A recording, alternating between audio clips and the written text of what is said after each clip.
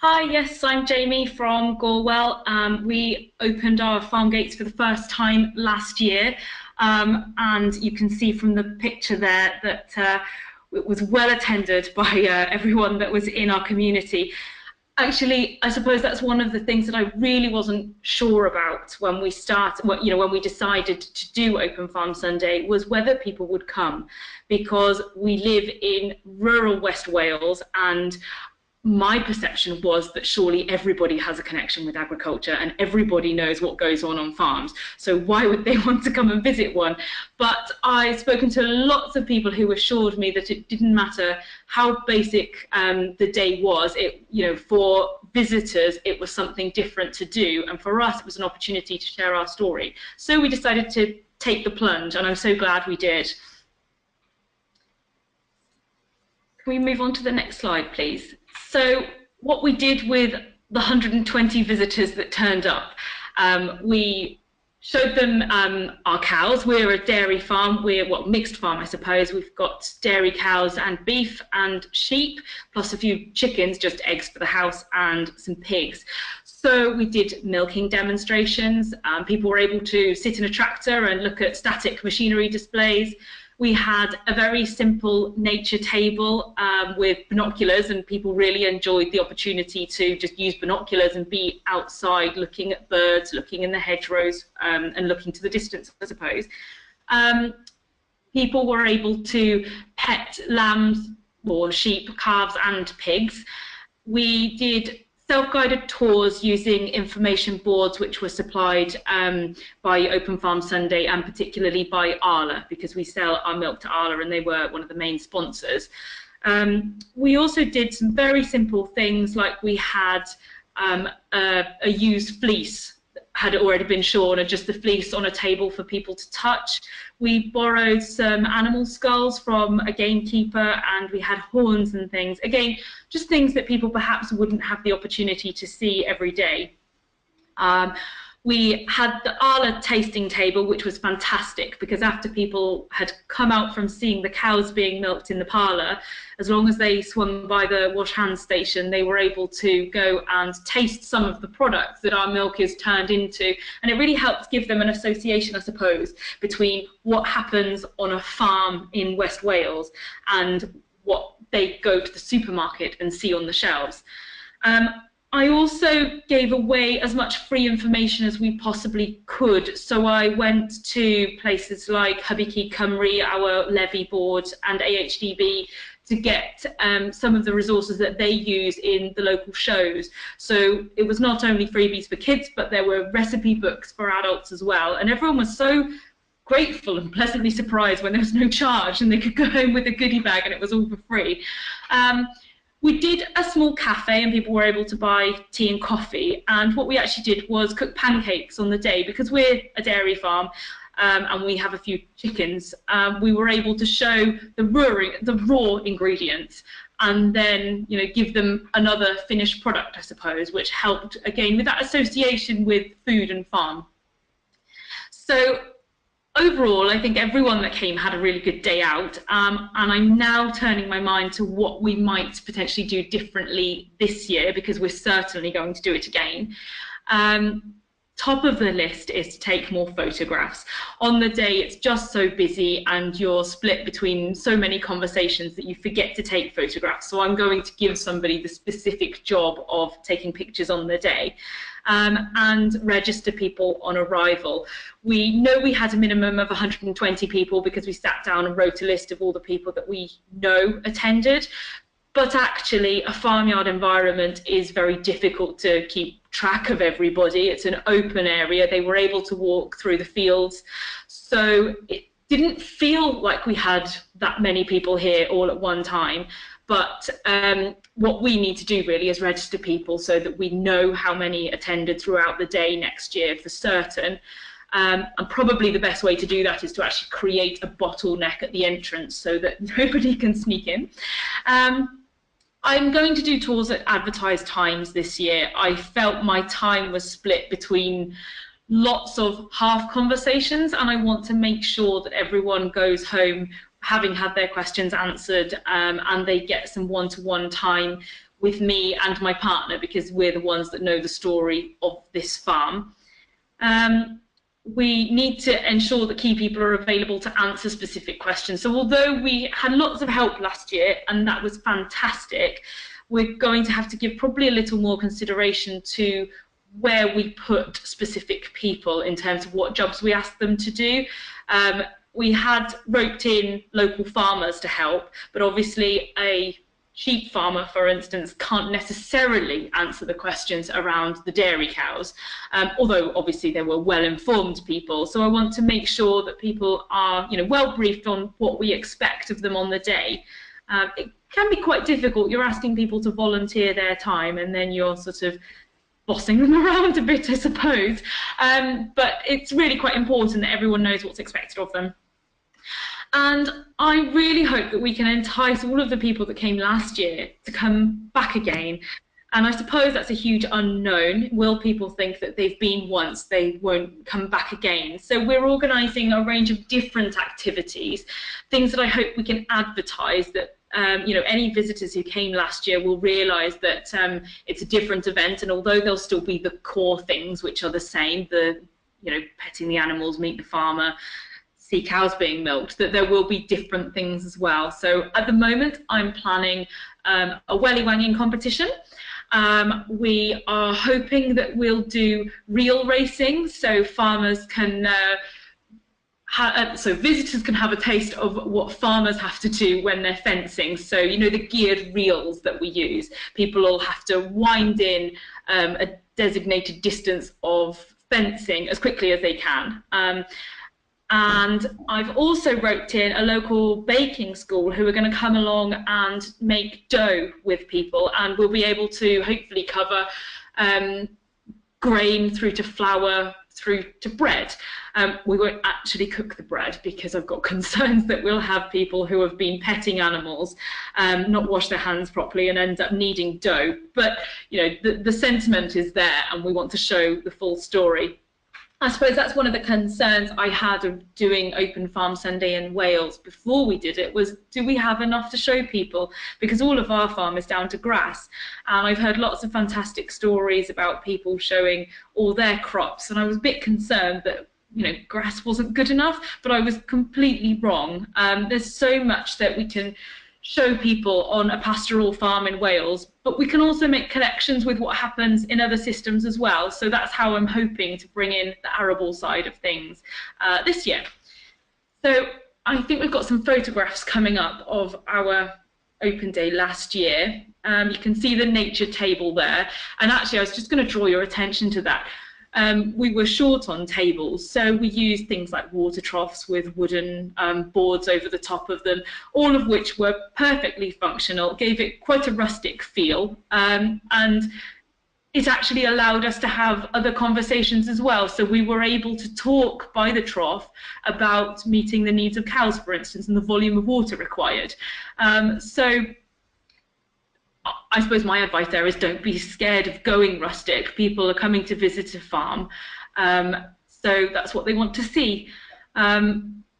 If I just show you the picture that's in the bottom right of the screen, that's one of the information boards that were provided by Arla, and those boards were absolutely fantastic on the day because it meant that people could go on self-guided farm walks. It gave them specific photograph opportunities, I suppose, and it also gave us the benefit that there was information, good information at various places on the farm, and if people see a sign, they head for it. So it actually enticed people a little bit further away from the yard by putting signs out in fields. And the other one, which I was really surprised about, but people just being allowed to sit in a tractor, I think really made the day of not only many children, but many dads as well. So yeah, moving on then. My top tips for running a successful first Open Farm Sunday is really get help. Get as much help as you can, and allocate that help specific jobs. Consider who's good at what, consider what people's strengths are, and consider where you need to be.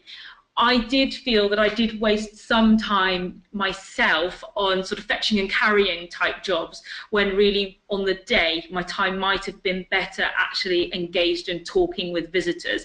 But of course, everybody has to muck in and just do what's required on the day, don't they? But if you can allocate specific jobs, I think that will help things run more smoothly for us next year. I would think about what key messages you want visitors to go home with, and make sure that everyone that's helping have been briefed on this, because we had a whole crew of non-farming family members helping, and obviously they're aware of what we do and what happens on the farm, but they're not involved in it in a day-to-day basis. So we really needed to, you know, make sure that they knew what the key messages were, and look at the farm from the point of view of first-time visitors. I suppose back to basics. Will people know where to go when they get there? You know, can they? Is everything well signposted?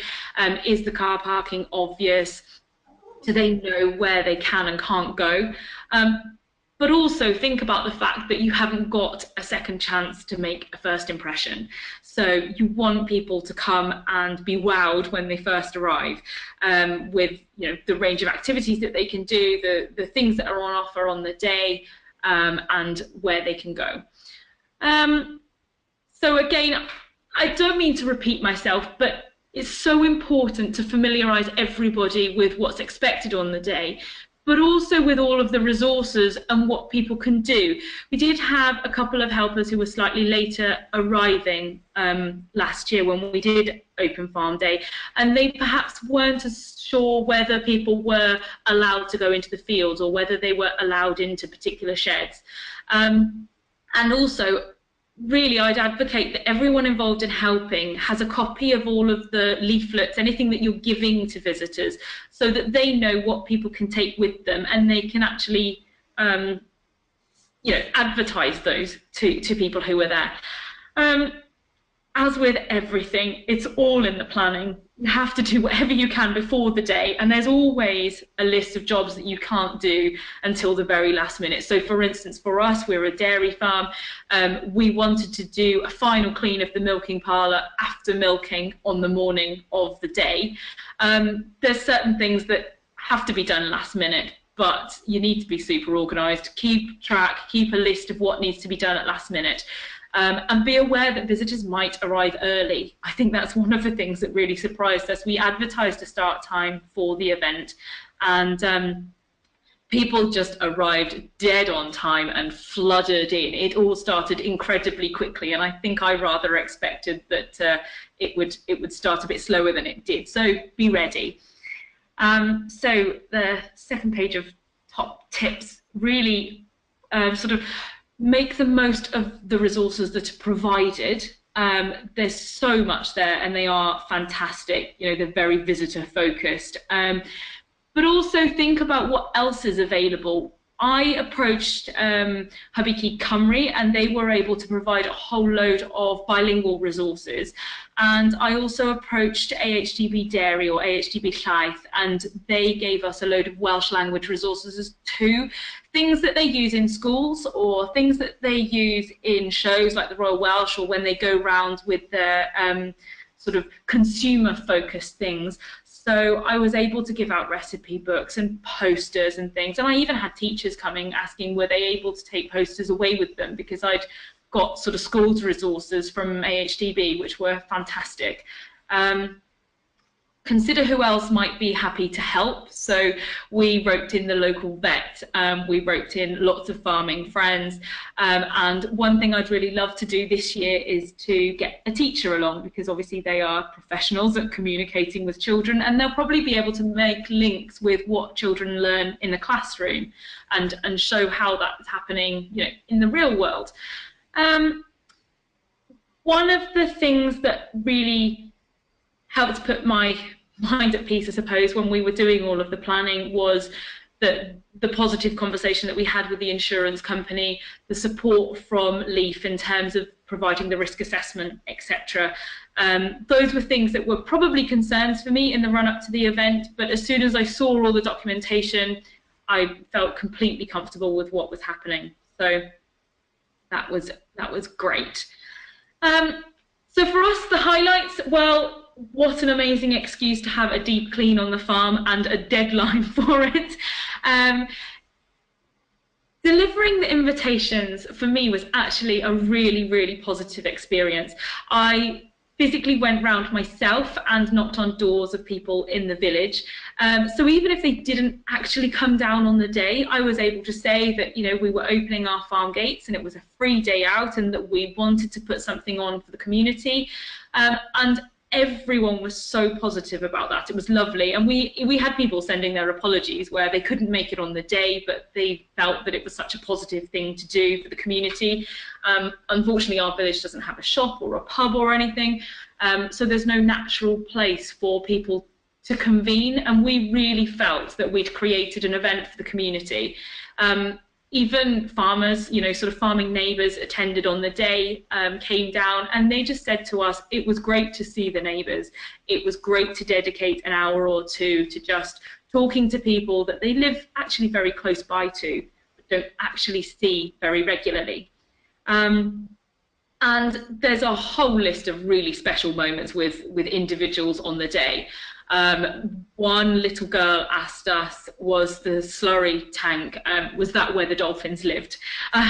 Which is pretty funny, but pretty scary as well, that actually, despite the fact that we live in rural Wales and despite the fact that all people see when they're driving up and down the roads here is countryside, they don't necessarily know what happens in the fields that they're viewing on a daily basis.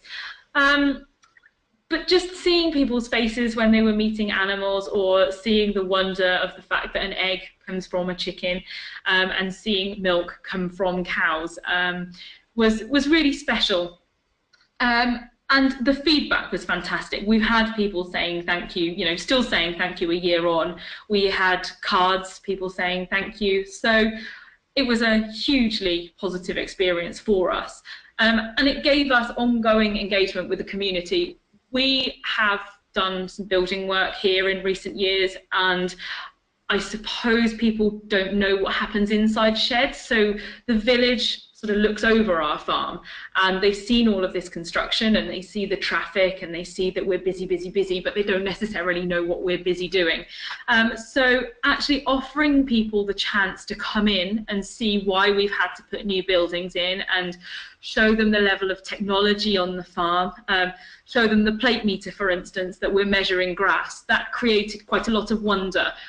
Most people thought that you just turn animals into a field and they look after themselves, whereas showing people that we measure the grass and we calculate how much food animals require was really good. But it also means that now when they see me walking around the field with a plate meter, you know, I'm not just sort of wandering the field with a weird gadget in my hand. They have an understanding of what's going on. And also the chance to share how highly we prize animal health and welfare. And that the reason that we're putting in planning permission for buildings, etc., is because we want to provide 5-star cow accommodation. I think it really gives you brownie points with the community. And those difficult times when you're spreading slurry on a Sunday afternoon and people are trying to have a barbecue. Well, now, because we've got face-to-face contact with them, they know us as people rather than just the people in the tractors. It's given us a bit more support, I think. We're now seen as people who give back. I think it makes us more approachable. Certainly people have asked when they've had people visiting them from away, could they bring them down to see the cows being milked? And I do everything I can to say yes as regularly as we can. And it also meant that non-farming family members actually felt part of it on the day, because they were able to, you know, help us, I suppose, on the day. So if we move on to the next slide then, please. I would just encourage you to get involved. It was a hugely positive experience for us. We had a great day. You can see from the photograph there, we had a big barbecue in the evening to say thank you to all the people who helped us. And yeah, we just had a great time. I'd really encourage you to do it. But I do sort of think it's really important that we consider what the key messages people go home with when they go home from Open Farm Sunday, and remember that you're representing yourself, you're representing your business, your family, all the people in it. And visitors need to go home with a good impression of British agriculture.